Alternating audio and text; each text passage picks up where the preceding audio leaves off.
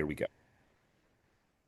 Good morning. Today is Thursday, April 16th, and we are studying Gemara. We're studying Talmud. Our session today is the second in our spring semester that I've called Treasures of Talmud. These are many of my own personal favorite sugyot, and the theme is around what does it mean to be a human being?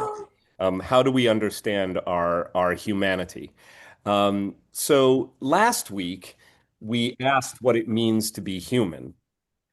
This week, the Talmud that we will study asks a somewhat a quieter but no less radical and urgent question, which is what do we owe one another in the daily commerce of our speech, of our words? Um, you know from the very first verses of Torah that words create worlds.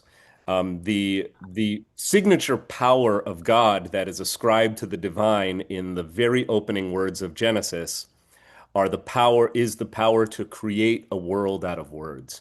And that power is not only divine, it is also one of the distinguishing features and facts of our humanity. So at least in the rabbinic imagination, our words are if not but a defining feature of our humanity. As I've emphasized this point in public before, and I've also realized that it deserves just one word of qualification. And I want you to know I'm speaking here not just as your rabbi and friend and teacher, but also as a person who has family members, my twin niece and nephew, who don't use words to communicate. And yet, in the view of any who gets to know uh, Jakey and Shira, would still perforce conclude they are fully human. Right. So what I don't want to suggest is that the only way in which our humanity is premised is on our ability to speak, because we know people who lack that capacity, and yet we would not deny their humanity. To do so, in my view, would be an affront not just to them, but to God. So I want to say that, but I'm also reminding us that we're doing a deep dive into the rabbinic mind, and the rabbis lacking political sovereignty, lacking a military, lacking the structures of Israelite power that defined the pre-rabbinic Jewish community, are very much invested in the project of defining and promoting the incredible value of words, right? So, and we're even going to look at passages that place side by side violations of commerce, violations of one's finances from a harmful other, and violations of oneself through speech. So that the two, as categories in the rabbinic mind, deserve at least equal attention. So the sugya that we're going to look at today is an extended passage. We won't look at every word in sequence, but we're going to look at like highlights from Babylonian Talmud. So this is Bava Metzia. That's the name of the tractate. In fact, I brought my Koran hard copy. So this is Bavli Bava. There we go. Let's see if you can see that. Bava Metzia. There's the title, which means the middle gate.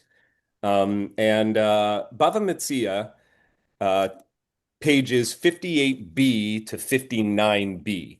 So that's actually extracting from three consecutive pages of Talmud, 59, 58b, 59a, and 59b. Every Talmud page, as it was bound in a folio, has both an A side and a B side. Um, we're going to look at how the this passage, which is part of a larger set of Talmudic discourse on damages in civil law, right? So this is all about lawsuits. And as is the way of Talmud, it's digressive nature will provide us with an opportunity to do like a long form study of a category of Jewish thought that resides within a legal frame, but that is itself even more about moral philosophy, and very much a comment on our humanity, even more than it provides strictly legal guidance. Bava Metzia, which I mentioned a moment ago, means the middle gate, is one of three consecutive tractates of the Babylonian Talmud that begin with the word bava, which is the Aramaic word for a gate. The first is uh, uh, Bava Kama, which means the first gate, Bava Metzia, which means the middle gate, and Bava Batra, which means the final gate. And all of them, we don't need to go quite down the rabbit hole of the nomenclature of the Bavas in Babylonian Talmud. Just know that they're all part of a larger discourse um, on damages and property law and all sorts of other fun things that you can geek out about if you're into that. Um, so we're going to begin with a bracha, as we do always. I would invite you to join me. I'm muting the class so that you can just hear me as we share a bracha, a blessing together. Baruch atah Adonai, Eloheinu melech haolam, asher kidshanu b'mitzvotav v'tzivanu, la'asok b'divrei Torah. So I want to begin actually with a kind of open and open-ended question. And it's rhetorical. You don't need to chime in, though it may marinate as our discourse goes on so that you are reminding yourself that what we're studying is not abstract, but in fact, deeply personally relevant. And so the opening framing question that I would invite you to contemplate as we go through our study today is, has anyone ever said anything to you that you've never quite recovered from? I'll say it again. Has anyone ever said something to you that you've never quite recovered from, in the sense that somewhere it's still there? It has lodged within you. If, as I suspect is the case for every single person who's learning with us today, this speaks to you, you're nodding your heads or signaling with your facial expression, yep, I've had that experience before. I want you to know that the universality of that experience is reflected in the sugya, in the Talmudic passage we're going to look at today. The Talmud, as we will see, thinks about that experience, what it feels like to lodge or register a comment that somebody else has made to you that causes injury. The Talmud thinks about this experience very deeply and carefully. It even has a name for what happened to you in that moment, and it even gets into the physiology of how you took that comment in, at the anatomical level, at the body level. So it's very important to understand that we're talking about real lived experience. And again, just to understand this, yes, it is true that Bava Metzia is a tractate about civil damages, lost property, how to transact loans, what to do in cases of, for instance, commercial fraud. But here, the rabbis are going to insert into that larger framework a discussion about verbal wrongdoing. And I would submit they're doing so deliberately. It's not just a random free associative tangent, but rather in the rabbinic mind, it belongs to a larger category of damages, the damage that can be inflicted through verbal action. So today's session is going to ask us to consider what kind of damage is done through words, how much, who bears it, and what to make of it theologically, right? What does God, as it were, think about this? So I want to start just with a little bit of Torah text because the verses here are really important for understanding how the rabbis are going to frame this conversation. So I'm just going to bring up on my screen two small verses from Leviticus chapter 25. This is from Parshat Behar, a parsha that's coming up in just a few weeks, because we are now presently in our cycle, springtime reading from the book of Leviticus. So I'm looking with you at Leviticus chapter 25, starting at verse 14. V'chi timkeru mimkar la'amitecha. When you sell property to your neighbor, o kano miyad amitecha, or you buy any property from your neighbor, al tonu ish et achiv. This is the legislation here. You must not wrong one another. Okay, and it's interesting because the the commandment here is both forceful and kind of open-ended because it doesn't actually stipulate in this verse what we mean by wrong. It does, however, elaborate in the subsequent verse, verse 15. Uh, in buying from your neighbor, you shall deduct only for the number of years since the Jubilee. This is part of a larger passage on the 50-year timeline for resetting debts, which, if you don't know much about that, come back in a few weeks. Come to Torah study on the morning of Parshat Bahar. I think it's 4 or so weeks down the road. And you can learn all about the Jubilee year and the economic implications that were framed in the biblical time. Um, and in selling to you, you shall be charged only for the remaining crop years. And it goes on. Here's the computation. The more such years, the higher the price. The fewer such years, the lower the price. Don't worry about this. The specifics are not what is important for today. For what is being sold to you is a number of harvests. Now, here's what's interesting. The Torah then offers uh, the same basic language in verse 17. Velo tonu ish et amito. One, literally, one must not wrong another. Here it says, do not wrong one another. I would probably just favor the translation, one must not wrong another. V'yareta me'elohecha, you shall instead show reverence for God. Here it says, but fear your God. Ki ani Adonai Elohechem, for I am the eternal your God. Okay, so that's the passage. And I would remind us of a hermeneutic of rabbinic meaning making out of the text. Hermeneutics are just the little techniques that the rabbis use to derive meaning from a biblical text in their own interpretive exegetical efforts. The rabbis believe, and this is a kind of like an overarching hermeneutic of the way the rabbis read biblical text, that the Bible is not redundant, right? God does not repeat God's self. God, every time the Torah says something, there must be a significance to it. The Torah doesn't just have extra words. Now, of course, with my other hat on, not my midrash hat, but my kind of like, what does it mean to be a good editor hat? I would say au contraire. That good editing actually means removing duplicative language so that the meaning is clearer through reduction. And I would say that when the Torah repeats itself, sometimes it is doing so just for rhetorical emphasis, other times because of, I won't say sloppy editing, but I would say editing that does not conform to modern editorial principles. In other words, sometimes the Torah will include repetitions, variations, even deviances in two similar passages. And without getting too far down the reasoning here, I'll simply say because the editorial principles of Torah are very different from what a good book editor would do for a manuscript draft today.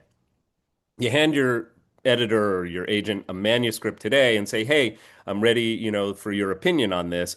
And the red pen comes out and say, "No, no, no, you're being repetitive, you're being redundant. This passage is inconsistent with that one." That's not actually how the editors of our scripture seem to have gone about their project. There's a lot more desire to include even variant passages and things that might internally contradict the more you obsess over them. And that is probably because the editors of Torah were as much preservers of ancient documents as they were trying to create a streamlined whole. Therefore, In this specific passage, you have the repetition of a very important precept. Do not wrong one another. And the Hebrew is al tonu, don't wrong, or lo tonu, thou shalt not, you shall not commit a wrong. And from this, the rabbis derive, aha, we have two very proximate examples of the Torah instructing do not wrong one another. The first one is very much about commerce. It's about loaning or extending the lease on a property, on a piece of real estate. The other one, again, in my kind of like literary critical approach to reading, I would simply say, yeah, that's what's in verse 14. Then it stipulates what we're talking about and the whole business about the Jubilee year and what that means for loans and when they come due and what you do to reset. And then in verse 17, just three verses later, it says, don't wrong one another. Like just repeating the idea so that you absorb it. Like for me, that's rhetorical usage of repetition for emphasis or closure. But for the rabbis, that's not good enough, right? That's not a good reason to explain why the Torah repeats this phrasing, do not wrong one another.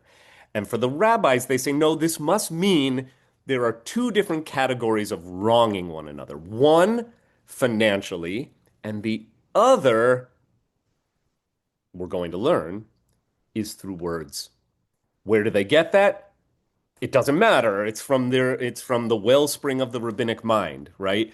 You can challenge the logic the way you like to, but that doesn't matter because you're not one of the ancient Talmudic rabbis, and for what it's worth, neither am I.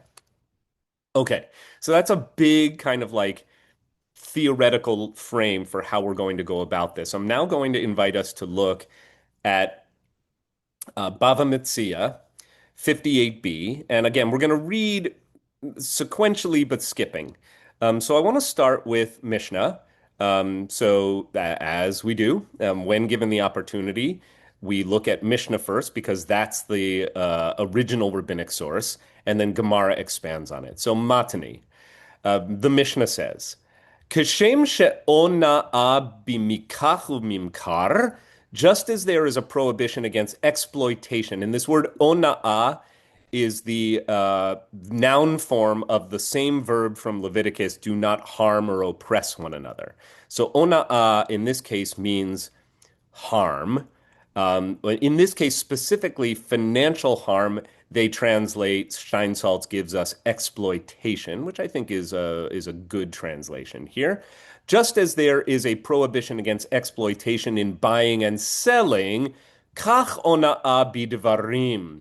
So too, there is a prohibition against harming or exploiting one another through, sorry, it keeps doing this every time I highlight, through words.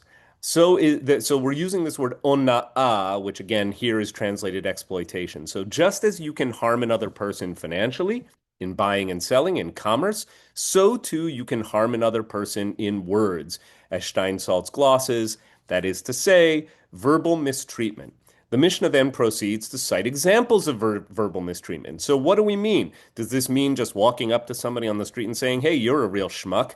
Not exactly. The rabbis have something more subtle and specific in mind. Okay, so lo yomarlo, you are not allowed to say to another, bechama chefetze, how much do you want for this? Right? So if you walk into a store, and remember, in the ancient marketplace, not everything had a price tag on it. So how much does this cost? You are not allowed to say that if he does not wish to purchase it. V'hu eno rotze likach. That's the qualifier here. Don't go up to a vendor and say, how much does this cost if you have no actual intention of purchasing it? All right, can somebody maybe explain why? Because the Talmud doesn't actually explain why. Why is it considered verbal mistreatment to walk up to a store proprietor or vendor and say, hey, how much for this handbag? How much for this? How much are the cucumbers today? Why is that not okay if the would-be buyer has no intention of buying? You're misleading the seller. Right? This is, first of all, there is the potential for direct financial harm through those words, right? Because the person might say, "Oh, I have a live one here. I'm going to hold on to this and not sell it to some other interested customer," right? So Yes. Oh, plus, it also occupies a category that the rabbis will elsewhere define as geneva da'at, literally stealing somebody's mind, which is just a poetic way of saying speech that misleads, right? You've given the false impression that this guy has a sale ready and is going to be able to put food on the table that week, and instead you walk out of the store. And by the way, I've had to remind myself that this is not okay. If I walk into a store and sometimes there's a pushy seller and they want me to try on a jacket or something like that, and I kind of play along and I'm like, "Oh, this is really nice. You know what? How late are you open? I'll come back later." And then you have no intention to come back later. And they're holding on to it and they're not selling it to somebody else. The rabbis would say that's actually a moral violation, right? You've done something wrong here categorically. Even Jay, why don't you chime in? I was just going to say, what you ask, and what if the seller says it's X dollars and it's too expensive?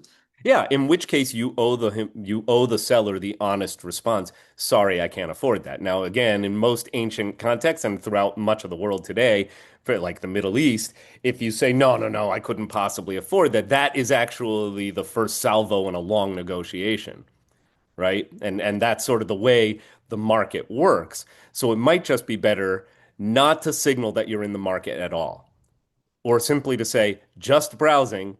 If somebody has a store that is open to the public, you are not obliged to buy, but you are also not permitted to indicate that you are a prospective buyer for real if you are not a prospective buyer. So there's no problem with browsing. There is a problem with using your words to convey that you are a prospective buyer. Karen and then Michelle, please. I would just say that in addition to misleading them, you're stealing their time. Thank you. And You're that's all. stealing their time. Time is a commodity. Amen. Don't Okay. we know it? Michelle, great, great comment, Karen. So if somebody is a seller and they're choosing to engage in those negotiations no matter what, or offering it or engaging, I don't know that you're necessarily stealing their time because that's their business. So let's be careful on that one. However, what I want to know is that Latan Hara, if I tell a story about some economists who did exactly that and were very proud of what they did. I used to Um, work with some guys who had gone on some kind of conference to China, and in a marketplace came back with a story of negotiating something from very high to like absolute trivial. And he was also a poker player. I mean, he an analytical, right, gambler, um, and really proud of having done this, and absolutely said he had no intention of buying it. He was doing it for the fun of the negotiation. So maybe I shouldn't have told that story. no, I love that story, and I'll tell it to my friend. I have a very dear college friend who is an economist, so we like any story about economists. But look, I think that the key here is open disclosure of intent, right? So misleading speech is speech that does not convey intent. So if it is clear, like I'm in it because I like the game of negotiation, well, good on you, right? So long as that is what is clear to both parties and not just to you, I think. All right. We're going to move forward because this is not the only example of exploitative speech that this sugya cites. The next example is this. I mean, it bundles all these together, even though they don't have much to do with one another, other than the general category of ona'at devarim, which means harmful or exploitative speech. So im haya baal tshuva, right? And there may be a phrase in there that you've heard before. A baal tshuva means, in today's context, a person who has renounced one's sinful non-observant Jewish ways and has gone fully Jewish. But in this case, a little bit more broadly, if one is a penitent, as you can see in the right-hand corresponding English down here, if one is a penitent, if one has transgressed in the past and has made teshuva, right? One has repented of one's ways, lo yomarlo, you may not say to that person, Zachor ma'asecha harishonim. don't forget about your previous deeds. Remember how you used to be, right? So a person who has thoroughly done the teshuvah has not just renounced one's ways, but has actually reformed one's ways, has become a different person, has changed. It is harmful speech to say to that person, you should never forget how you used to be. You used to be such a sinner. Like, and not as a compliment, to say, it's basically to deny a person's own willingness and ability to change. To say, despite the fact that you claim to have made teshuvah, I remember who you were, and you need to remember who you were too. That, according to this sugya, is also not okay. And then, similarly, a third category of abusive or harmful or exploitative speech. Im hu ben gerim. If one is the son, or in this case, the child, of converts, right? So if you derive from people who converted to Judaism, lo yomar lo, you may not say to that person, zichor ma'aseh avotecha, you should remember your predecessors, your ancestors, shene'emar, as it says, and they even have a proof text here, v'ger lo toneh, you must not oppress the stranger. In this case, the ger is also the convert, by the way. In rabbinic parlance, the biblical word for stranger or stranger sojourner is the same word that they adopt to apply to the idea of a convert, which does not exist in the Bible. Yes, I know you want to cite the book of Ruth to me. Ruth is imagined by the later rabbis to be the paradigmatic convert because of her willingness to go along with her Jewish mother-in-law Naomi and say, whither thou goest, I shall go. Wherever you lodge, I will lodge. Your people will be my people. Your God will be my God. That famous declaration by the biblical Ruth is later, I mean centuries later, used by the rabbis as the paradigmatic proof text of what it means to be a sincere convert, right? That notwithstanding, the whole idea of converting to Judaism is a rabbinic norm and notion, not a biblical one. So for the rabbis, this word is a very loaded one, ger. A ger, a convert, you must not oppress. There's that same word again, toneh, the same word that Leviticus uses, the same word that's coming up in this context about harm. Velo tilchatzenu, right? And you shall not, in this case, mistreat. Tilchatz literally means to exert pressure on another person. The idea being that, look, we all come from someone, but we should not be held accountable for what our parents or our grandparents did, nor should we be reminded of the fact that, before my father converted, and this is not me speaking, but this is the hypothetical that's being proposed here. Before my parents converted, they ate pork and they were thieves and they did all sorts of non-Jewish things. It is not okay to remind the child of converts of their parents' wicked past, right? Again, similar to the idea that if one has done teshuvah, one should not be reminded of the person one was before because you're then denying something essential about the self. You're denying that person the fact of change, the ability to change. And similarly, I think that the larger precept here is that you should not um, insult a person, harm a person with speech by suggesting that they are defined by the worst transgressions of their ancestors. Right? That's also not okay. Okay, we have a comment in the chat from our friend Cynthia. Even true statements can be unethical speech because they serve to humiliate rather than any other holy purpose. Well, what a great comment, Cynthia. We're gonna get to that. I think that that's actually one of the underlying uh, precepts of this entire sugya. Okay, so is everyone with me so far on this is like Mishnah, but this is just the beginning of the rabbinic conversation on harmful speech. But I think it's fairly um, self-explanatory. All right, now we're going to look at how Gemara expands this notion. So let's go back here.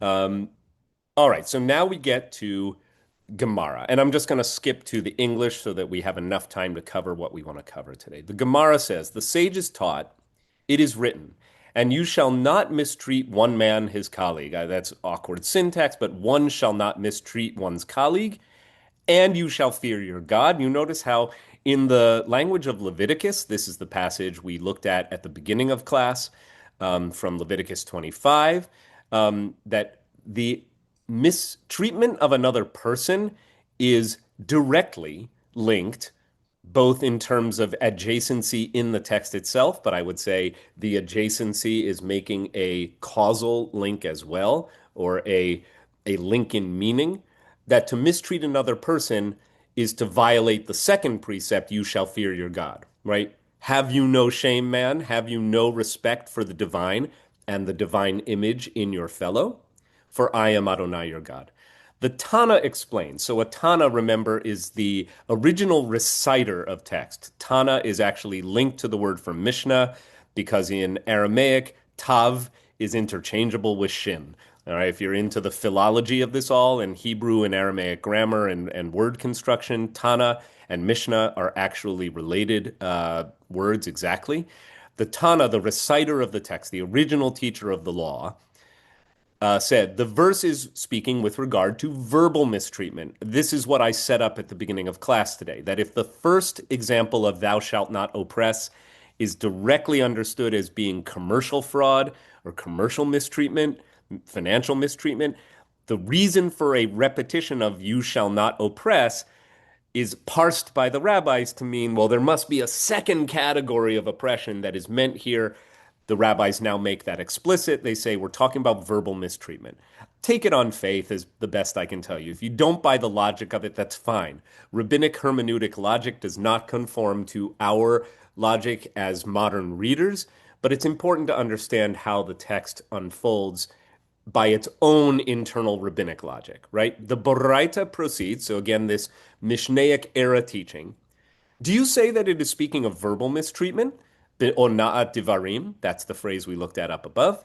Or perhaps it is speaking only with regard to monetary exploitation, ona'at mamon. And they really want to make the case that there are two different categories that are being discussed here: financial or monetary mistreatment and verbal mistreatment.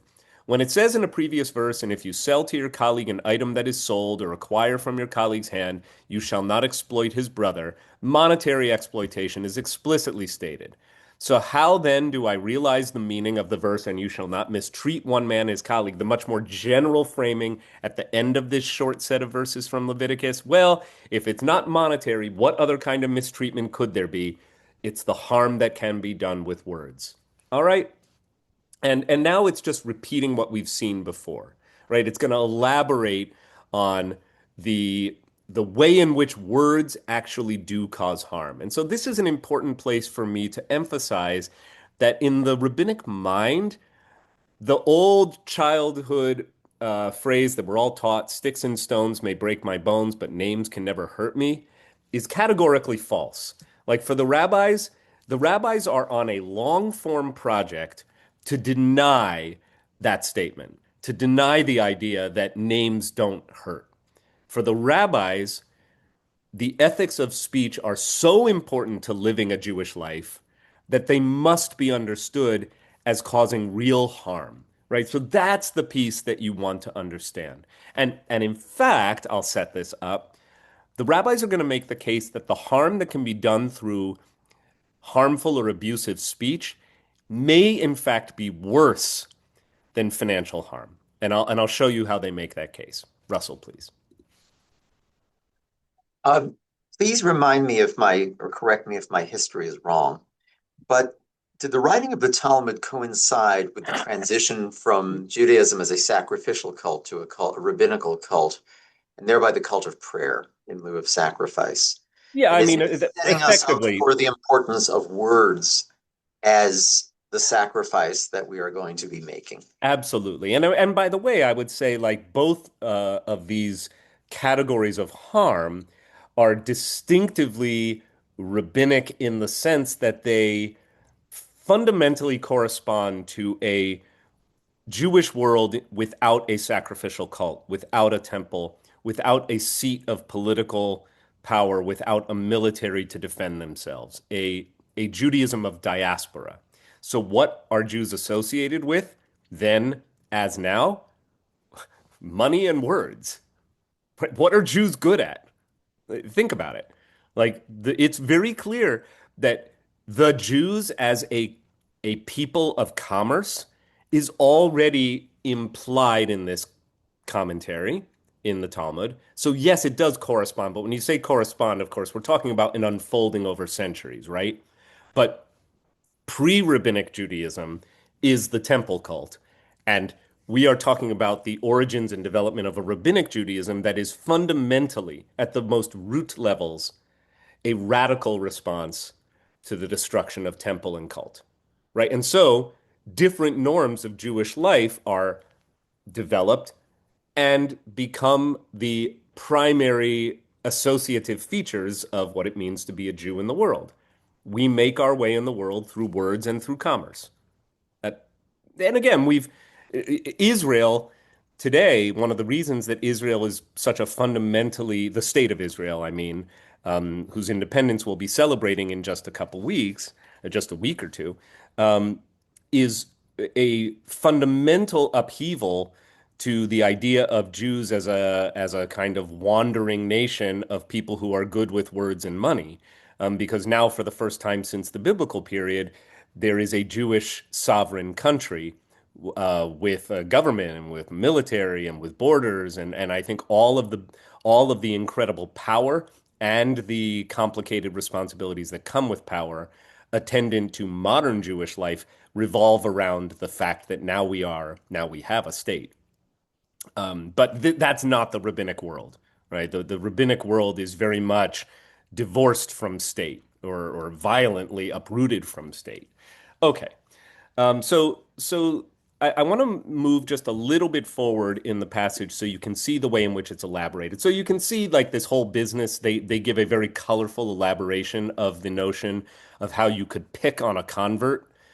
So if one is a convert and he came to study Torah, one may not say to him, does the mouth that ate unslaughtered carcasses, that's literally the meaning of the word treif, by the way, and animals that had wounds that would have caused them to die within 12 months, like all of the gross stuff that non-observant Jews eat, and repugnant creatures and creeping animals comes to study Torah that was stated from the mouth of the Almighty. It's like, how dare you? This is the insult, the verbal harm that could be leveled against a convert. It's like that same mouth that used to eat all of that disgusting non-kosher food, that's the same mouth that's going to study Torah and praise God. That is not okay.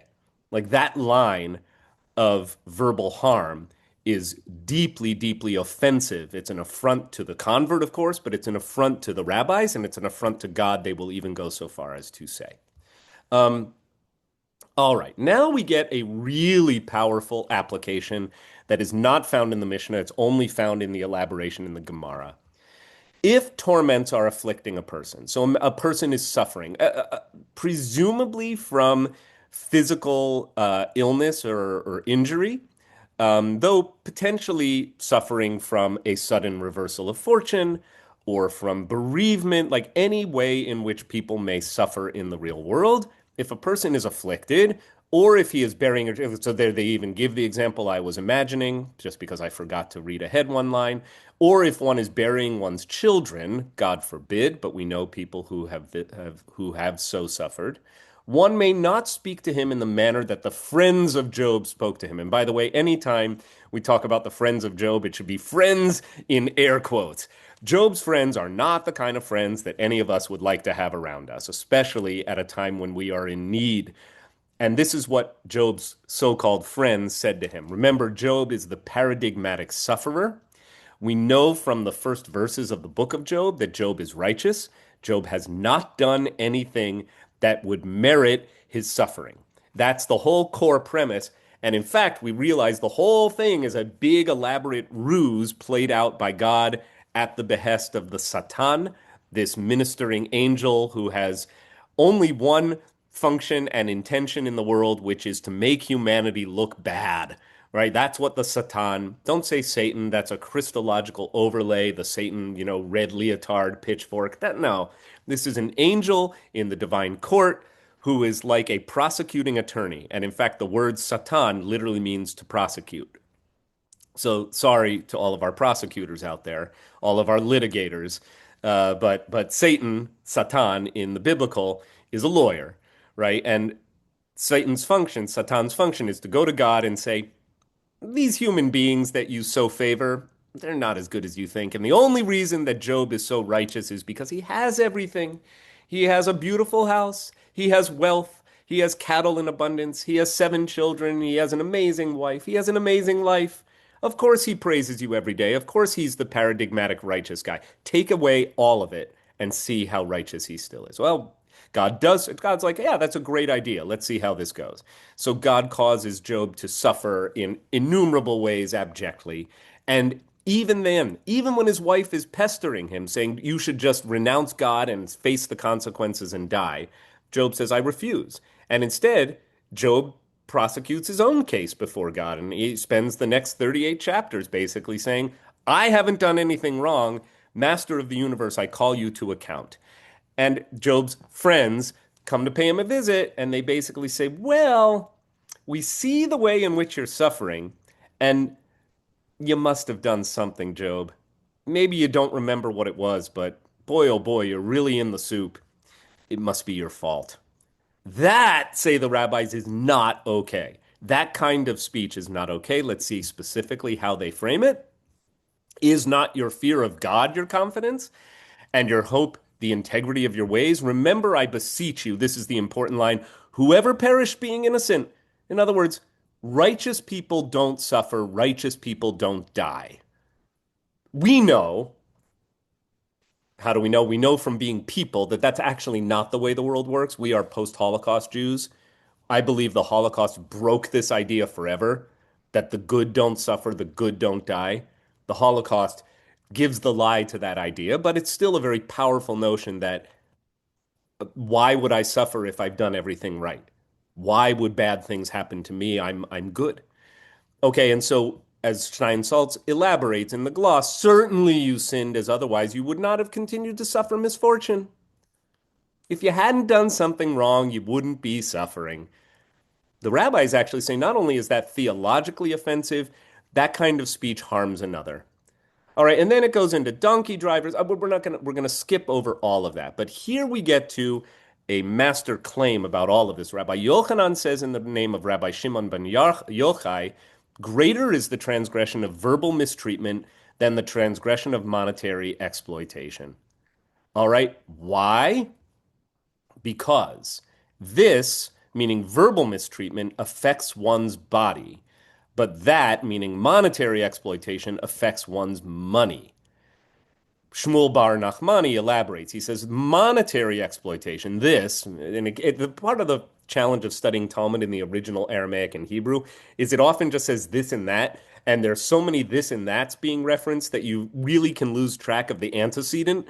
So you have to be a very close reader, or thank God for Steinsaltz, right? He helps us keep the correct corresponding antecedents for the this and the that. So monetary exploitation is given to restitution. Somebody harms you financially. Let's not go to Madoff, right? That's like bringing Hitler into the conversation when you talk about bad people.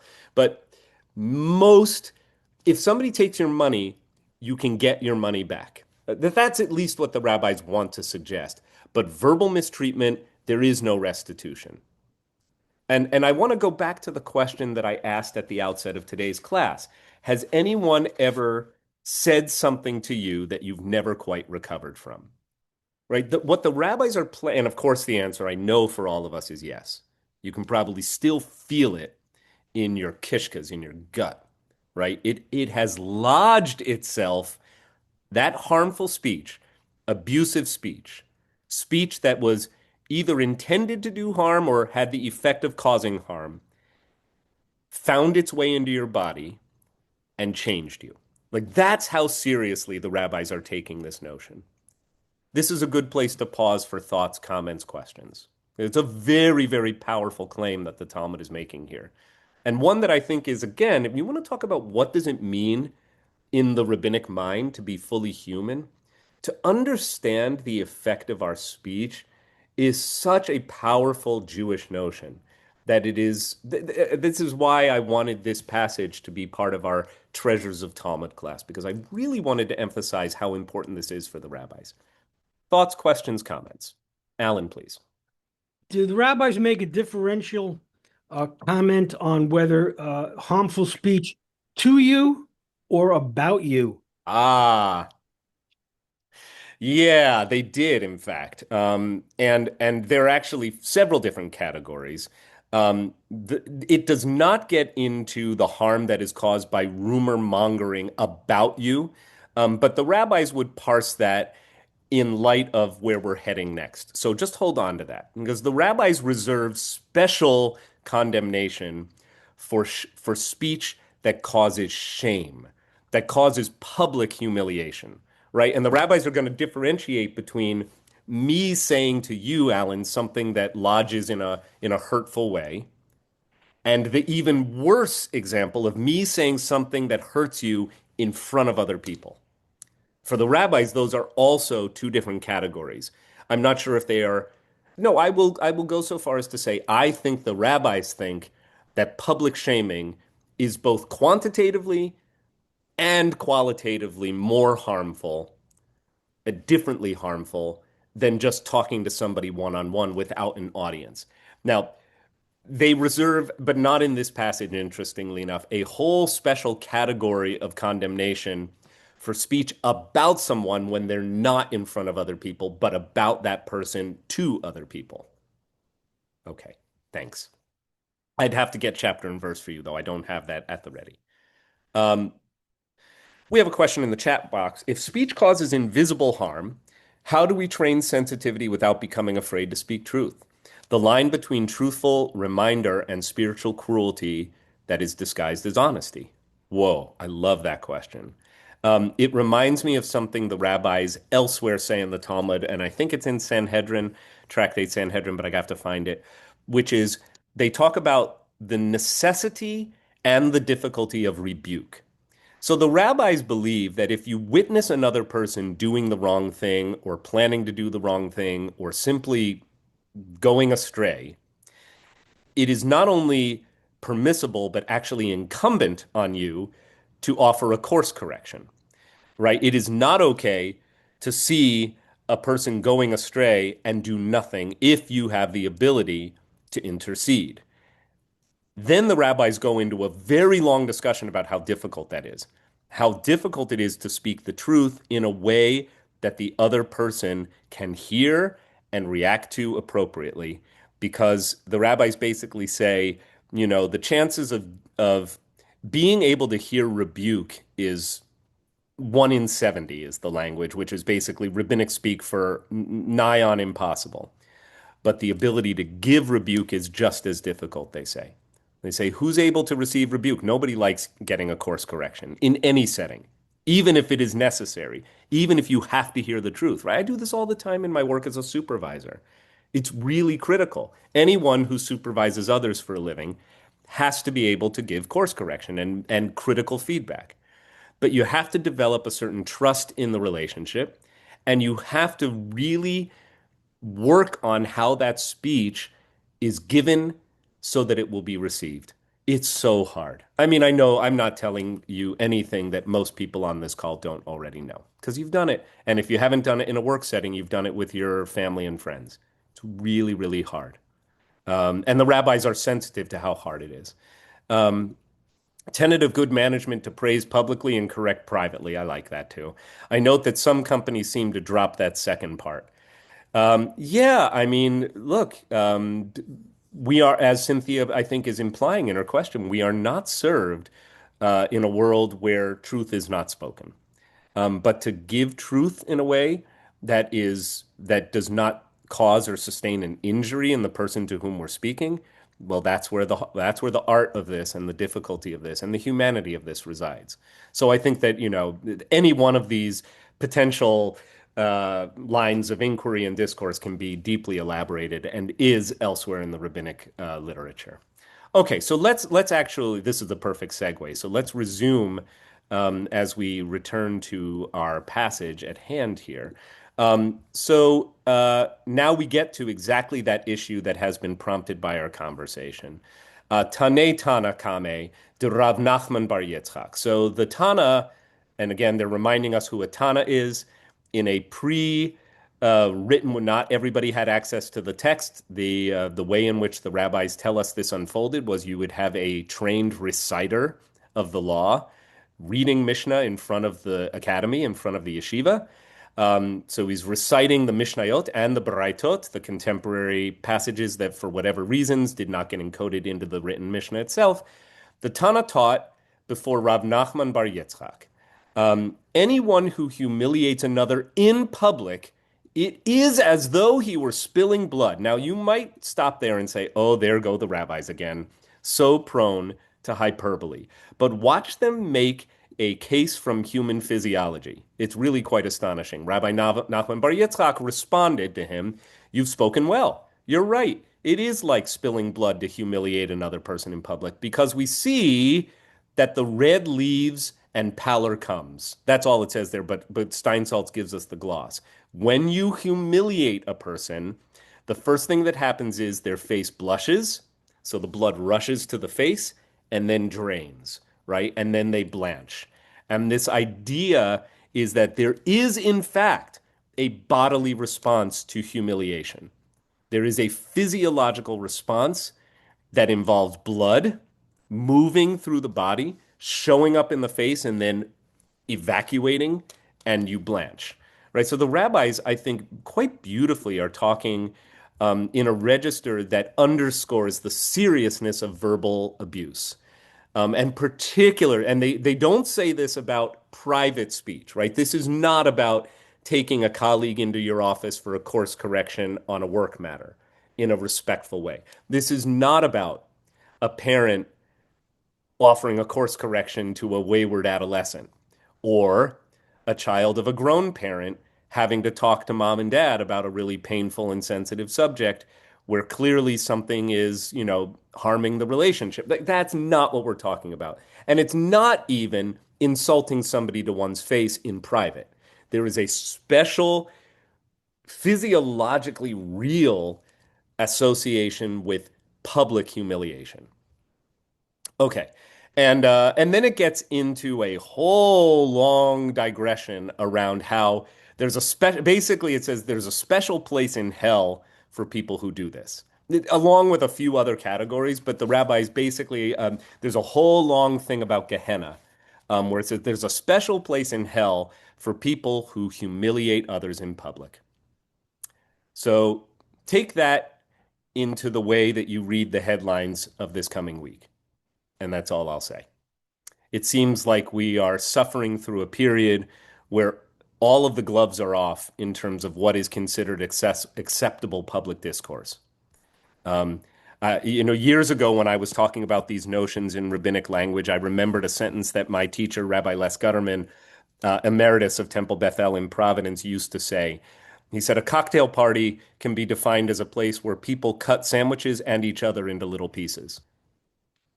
Right. So anyway, I just thought that was amusing. The dangers of harmful speech. Now we're gonna advance a little bit in our reading to take up a really interesting. This is the whole part about going to Gehenna. All right. So they even go on to say it is preferable for a person to engage in intercourse with a woman who might be married. They say a woman whose married status is uncertain, but the point is that you don't know, she might be married, rather than to humiliate another in public. Whoa, like again, is this just rabbinic hyperbole? Well, they're going and they're saying, I'll move to the point here. So they're going to give an example here. Let's see if I can find it.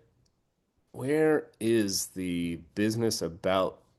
It's pretty far down. Bear with me. Wait, I will stop the share because I actually thought about this when I was prepping my browser tabs for today. Let me see if I can call it up a little bit more easily. Yeah, here we go. Thank you. I actually thought about this ahead of time. How about that? I just needed to remember. Okay, so what I've done here is I've skipped several paragraphs forward, and we're now on Bava Metzia 59a, which is just the next page in sequence. And we're still on the same subject of how bad it is to cause humiliation to another person. So Mar Zutra Bar Tuvia says that Rav says, and some say that Rav Chana Bar Bizna says that Rabbi Shimon Chasida says, and some say that Rabbi Yochanan says in the name of Rabbi Shimon ben Yochai. Again, if you needed a reminder of how attentive the Talmud is to citation, and by the way, rabbis are now, in my world, in my Reform Rabbinic associations, having deep and probing conversations about the ethics of quoting in a world where many of us are using AI tools to help us prepare our thinking ahead of preaching. And by the way, I will happily share with you that I use AI as a study partner. I used AI to help prepare these lessons, and I feel like the dialogues that I'm having with Claude and other AI tools are actually refining my abilities as a teacher. Now, of course, it helps if you've been teaching for more than, for the better part, teaching Jewish texts for more than 30 years, as I have. I'm a little bit more worried about my younger colleagues who can easily just go onto an AI tool and say, teach me everything about this passage, or you teach it. Write a Devar Torah about Parshat, Tazria Mitzorah for this week. You can do that. I would say that crosses an ethical boundary. I'm much more comfortable saying, today's lesson is brought to you by me with help from AI. So, Rav, so all of this punctilious citations of citations. Let's get to the meat of it. What's the argument? It is more comfortable. I don't like that translation. The Hebrew here is Rabbi Shimon ben Yochai, noach lo.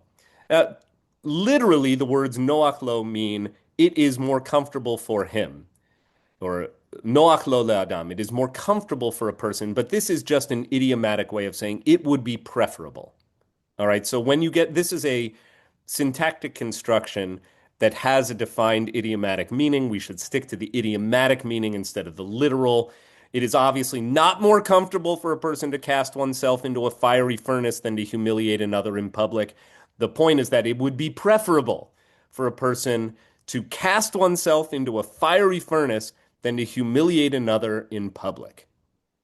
Whoa, what a claim. Again, is this just rabbinic hyperbole, or can we maybe make a little bit more of a nuanced claim about this? From where do we derive this? From Tamar.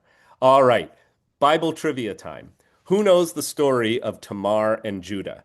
In order to recollect this, you need to look, don't do it right now, you need to read all of Genesis chapter 38. Does anyone know the basic story of Genesis 38? It's sandwiched right in between two longer form sections of the Joseph story. So Joseph is introduced on the scene in Genesis 37. Genesis 37 is the whole story of Joseph and his brothers, and they cast him into a pit, and they almost murder him, but they sell him as a slave instead, and he's dragged down in chains to Egypt, where he becomes the houseboy of Potiphar, the army captain of Pharaoh.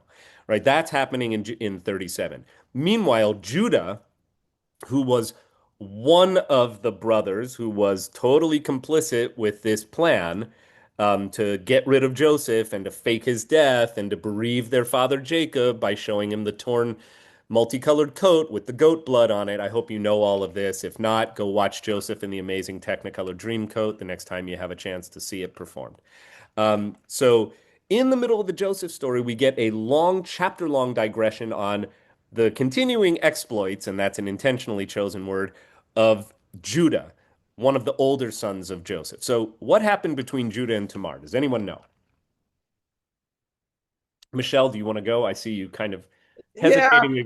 You don't have to give every jot and tittle, but what's okay? Well, Tamar is married to Judah, Judah's oldest son who dies, gets the next son who dies. Judah hesitates on then wedding her to, or betrothing her to, a still young third child, which leaves her without the resources, the support she's entitled to. Yeah, plus And she's been burned twice before. She's going to marry a third son of this ne'er-do-well? Like, sorry, no thank or you. Every time I there's get married, the other way around. every time I get married to one of Judah's kids, my husband dies. So, okay. So well, or he Or demurs on that stuff. Feels wrong. She dresses up as a prostitute, seduces Judah, and demands in payment a couple of very personally recognizable items. right, his signet ring and his staff and his cloak. So as collateral. As collateral against future payment. Um, she gets pregnant and is condemned as a wanton woman. And she brings forth these items, and Judah says, "You know, you're right. It was me." He marries her, and they go on to spawn the Davidic line. Yeah, beautiful. Oh my gosh. Like, I can't believe you were hesitating to raise your hand. That's about as good a summary as one can get of all of Genesis 38. So it's a really astonishing story about Tamar. And the rabbis are now playing with the climax of the story, where the big reveal. Tamar has disguised herself as a harlot. She has um, she has bedded Judah, who picks her up on the side of the road, obviously not recognizing that he is her father-in-law through his now deceased older two sons. She has a vested interest in producing an heir for the family line. So when she gets pregnant, and then is exposed, this harlot, um, she comes forward, but rather than naming the father of her still unborn child, rather than naming Judah and causing him public humiliation, as Cynthia beautifully puts it, she chooses dignity over public exposure, which would be vengeful and harmful speech of the highest order, as the rabbis are framing it here. So let's see what the rabbis make of Tamar and why she is brought as the paradigmatic figure in this case of choosing that it would be better.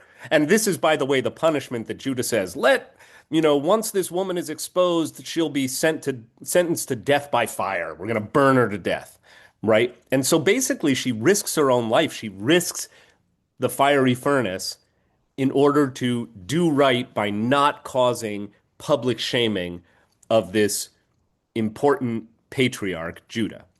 Right? So, as it says here, this is Steinsaltz's daughter-in-law of Judah. When she was taken out to be burned, she did not reveal that she was pregnant. Rather, she left the decision to him to avoid humiliating him in public, as it is written. And Judah said, "Bring her forth and let her be burnt." That is Torah quoting here. When she was brought forth, she sent to her father-in-law, saying, "I am pregnant by the man to whom these belong." She did not name the father and of her unborn child. And she said, "Examine these. Whose are these? The signet and the cords and the staff." And Judah does right by her and by the Jewish tradition, and he comes forth, right? He comes forth and says, "I am the man." And he claims the items that were held in collateral. So, okay, so before we get to the coda of today's study, I want to just share with you that the Tamar story is one of the most psychologically and ethically complex narratives in the Torah. A woman who's condemned really under a double standard, who holds in her hands the power either to save herself and destroy her accuser, but who chooses the alternative path. She chooses to protect her dignity, even at the cost of her own life. And the rabbis read this not as passivity in the face of torment and death, but rather as a kind of quiet moral heroism. So really, rather than humiliate, she would humiliate another man, another person. She puts her own life at risk, and the rabbis view that as moral heroism. Karen, please unmute. Yep.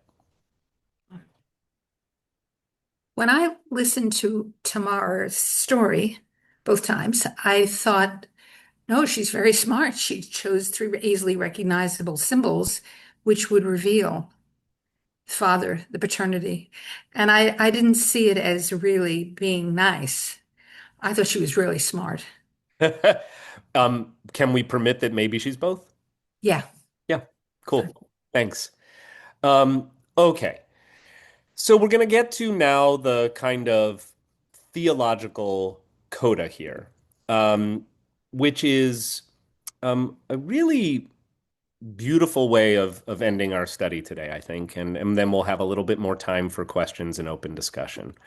Okay, so we're going to look at a subsequent passage. I've just skipped only a little bit here. I'm going to go to the Hebrew because I think it's rich. Amar Rabbi Elazar. Rabbi Elazar still chiming in on these themes about what we do around harmful speech. Miyom shenechrav Beit Hamikdash. So from the day that the holy sanctuary, meaning the ancient temple, was destroyed, nin alu sharei tefillah, the gates of prayer have been locked. That's a very disturbing notion in and of itself. But it's going to be used not as an absolute claim, but rather as a comparative one. So don't just don't conclude too much from that one line. I would say this might be an example of rabbinic poetic hyperbole. But the idea is that the rabbis are still very much in touch with their bereftness, their bereavement over the destruction of the temple. Even centuries down the line, the rabbis still wish for the Jewish people to know that without the temple, we are still at a remove from God's mercy.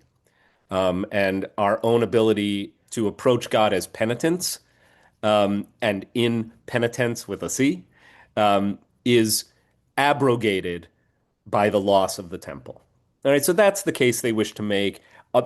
Obviously, the rabbis don't believe literally that you can't pray anymore now that the temple is destroyed, because, as Russell pointed out earlier today, that's kind of like the whole enterprise of prayer, that praying itself becomes the sacrificial service. That's why we do it 3 times a day traditionally, to correspond to the evening, morning, and afternoon sacrifices that were administered in the ancient temple, right? So the whole notion of prayer in the rabbinic imagination is in fact a surrogate for sacrificial service. So again, don't read too much into the claim here, but it is a powerful claim that ever since the temple was destroyed, the gates of prayer were locked. And Steinsaltz also, I think, in line with the way I'm parsing this, says prayer is not accepted as it once was, the way it used to be. And where do we get this from? Well, there is a citation from, how fittingly, from the Book of Lamentations, which is read on Tisha B'Av, the day where we commemorate the destruction of the temple. Though I plead and call out, he shuts out my prayer.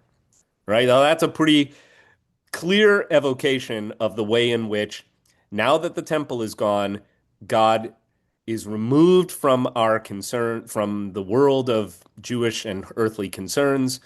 I can't reach God anymore. The line went dead, right? Okay. Yet, now that's why I said don't conclude too much until you've read the whole passage here.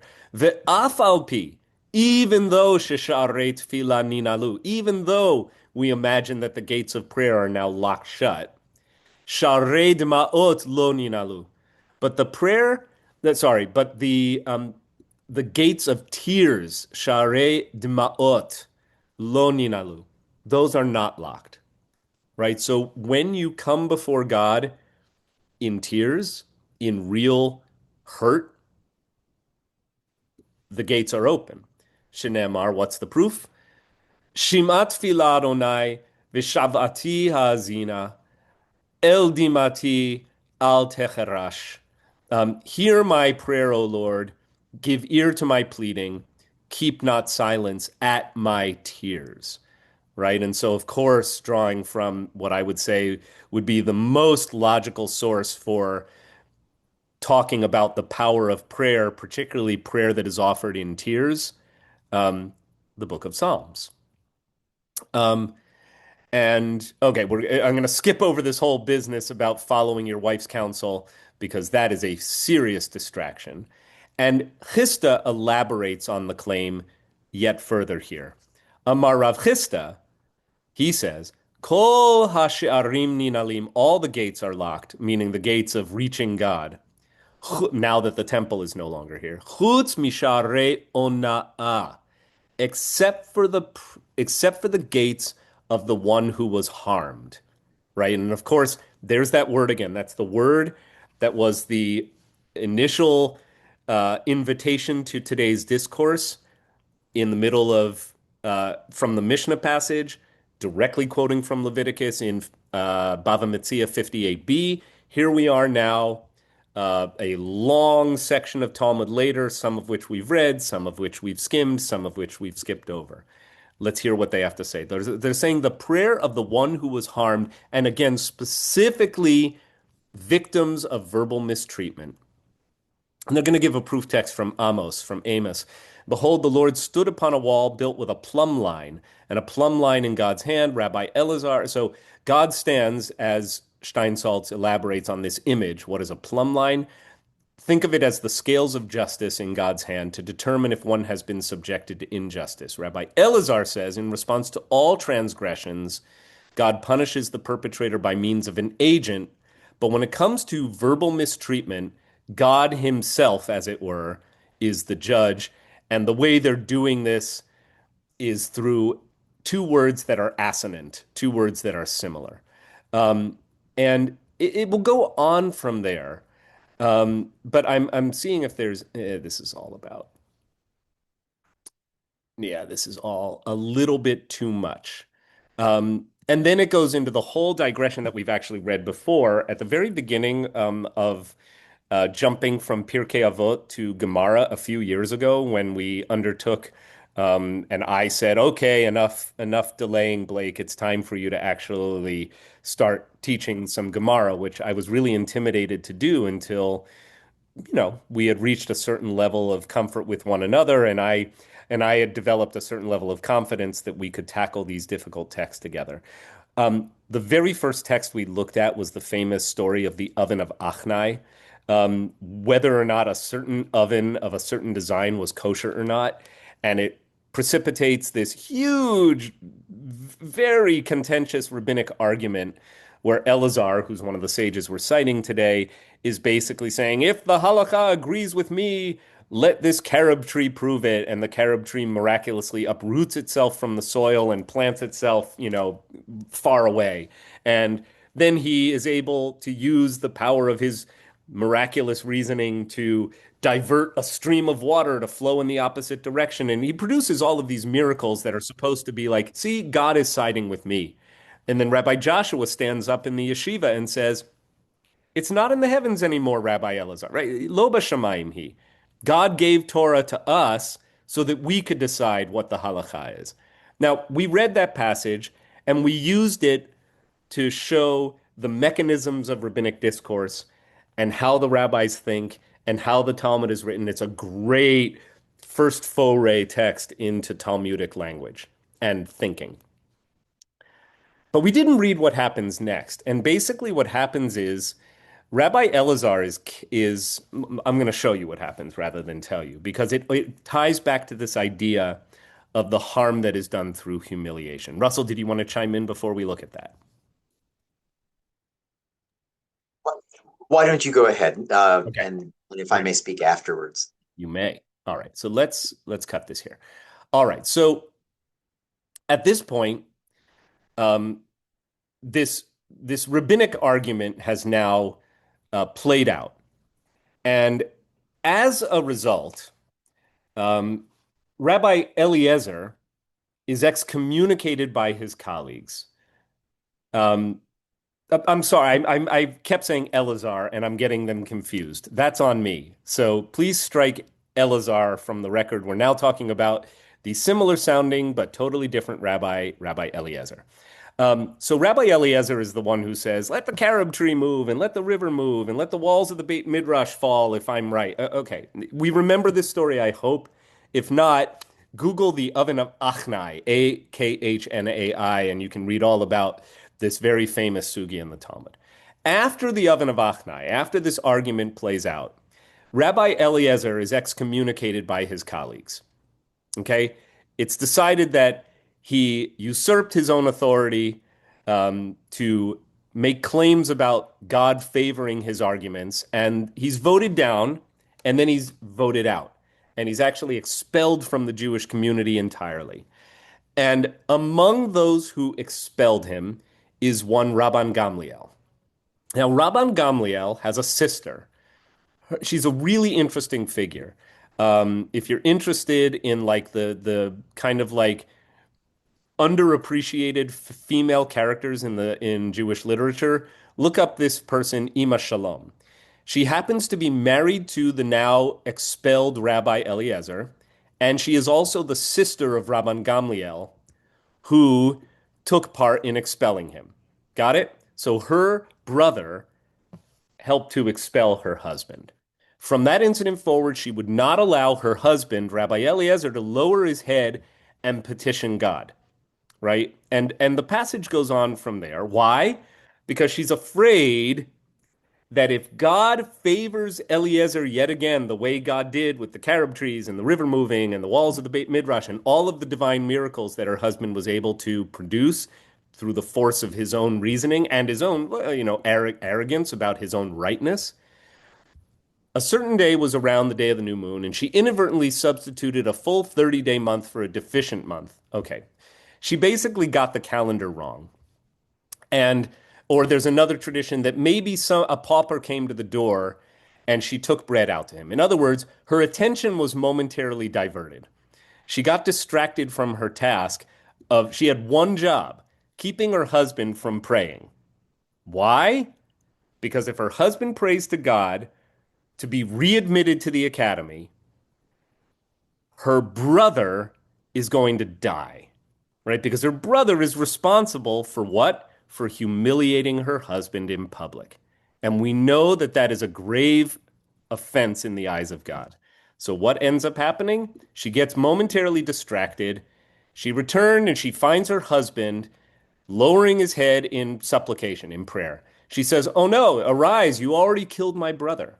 And meanwhile, a shofar sounds from her brother's house, Rabban Gamliel, to announce that he had died. Okay, from where do you know that your brother would? I mean, how did you know this was going to happen?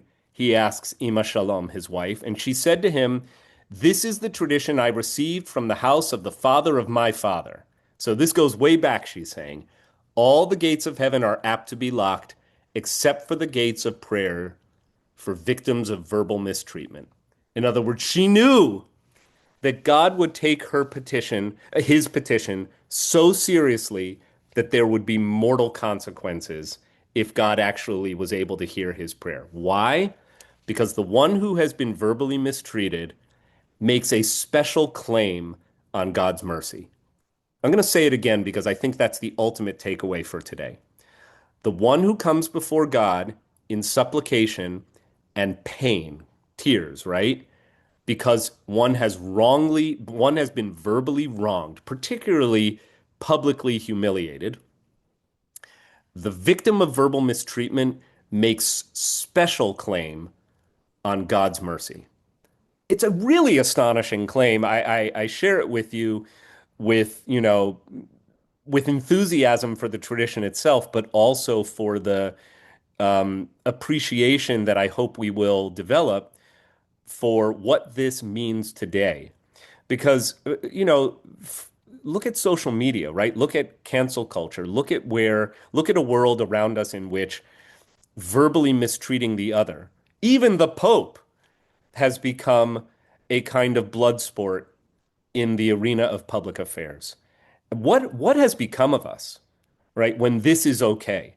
I think I hear the rabbis of the Talmud crying out for us to measure our speech and recognize that words cause such harm. They cause such pain and damage, and that the master of the very universe itself is listening with an open heart. Russell. Well, first and foremost, I want to thank you. I think the only thing more beautiful than the message of these portions are your teaching and your interpretation of it. So thank you very, very much. Thank you. What I wanted to say, I have a number of sort of loosely connected responses to this. The first that I find most interesting is that very little of this has to do with truth. What it has to do with is the place that each of us has in society. with one another and God's interest in how we treat one another, the kind of world that we create for ourselves. We've moved past Deuteronomy, where you had the convenience of getting stoned to death or being cast out of the world for this kind of thing. Instead, I think what God is saying is if you're not paying attention to the words that you use with one another, then how can you expect me to listen to your words when you come to me with prayer? But loosely connected to that, I'm very fascinated by Karen's response to the situation of Tamar, because I also agree that I think the rabbis in the Talmud got it wrong when it comes to the story of Tamar. I think what she's saying is that there are times when there are things far more important than words. And I would supplement your very beautiful question at the beginning. You know, has anyone here ever been the recipient of words that you cannot, erase? I would also, as I say, supplement that with the question, have you ever had an experience for which there simply were no words? Because I think the tears of the victim are what God is listening to. And it is the tears that open the gate, something for which there are no words. Beautiful. Thank you. I really appreciate how you understand that the coda to our study. And again, returning to that provocative question that I know we all nodded along, yes, because it's a human experience to lodge words that have been spoken to us that intentionally or not, especially the ones that intentionally were done, have harmed us, have hurt us. And unlike monetary restitution, there's really no making up for it. This in and of itself is an answer to Cynthia's question, which she put in the chat window. Why does public shame feel permanent even when apologies are made later? The rabbis would say because it is, because the damage is permanent, right? An apology actually doesn't erase it. Forgiveness, not just the apology, but forgiveness, which must be a dialogue, not a monologue. Forgiveness is a process between, not just one. Because forgiveness doesn't erase. Forgiveness signals the willingness to move forward despite, right? It doesn't say what you didn't matter. It's all in the past, yes, but it also means that, okay, despite the fact that I am hurt and I will remain so hurt, I have made the choice to release myself from the constant replaying of the injury in order for us to move forward. Because I now know that you, the one who hurt me, has changed, and I also want to change. As I often tell people who are wrestling with this, that to offer forgiveness isn't setting the other person off scot-free. It's actually liberating yourself. Right? Forgiveness is a gift we give ourselves, not only our loved ones, because it releases us from the prison of a relationship that can't move forward without it. Beautiful comments, Russell and Cynthia. I also responded to Michelle's claim that, well, when Tamar came forward, she kind of did expose Judah. And I think the rabbis at least want us to understand, well, no, it must be that the identifying items were known only to Judah. So had he not elected to come forward and say, I'm the man, these belong to me, he could have protected his own hide and not have incriminated himself as the father of the unborn child. I think that's at least that's what the rabbis would have us believe about that text. Karen? Yeah, I just want to know, as a counterpoint to all this, is there a lesson for everybody who has to speak out when injustice is heard? And is it equally weighted? And is it treated in the Talmud?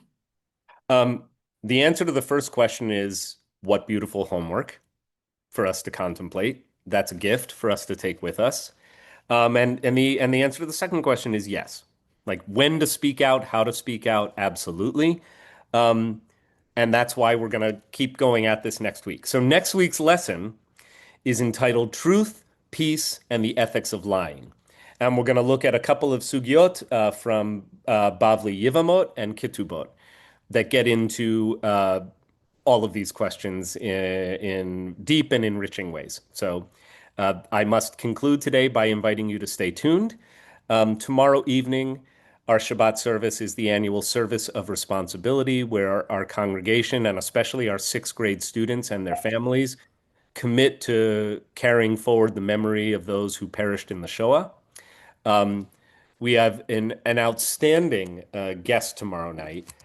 He is a documentarian of quite some note.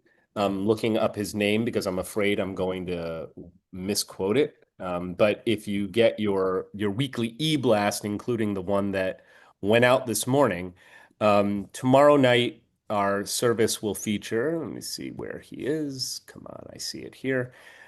Yes, Daniel Lombroso, who's actually a New Rochelle product. He is the filmmaker behind the Academy Award shortlisted movie Nina and Irina, which tells his grandmother's Holocaust survival story and explores the theme of intergenerational silence. So you have an opportunity to see the film in advance if you choose. It's called Nina and Irina. And then we're going to have an evening of reflection, memory, and conversation with a very special guest. So please come tomorrow night at 6:15 or live stream with us, and I'll wish you all Shabbat Shalom. Thank you. Thank you. Thank you. Bye-bye.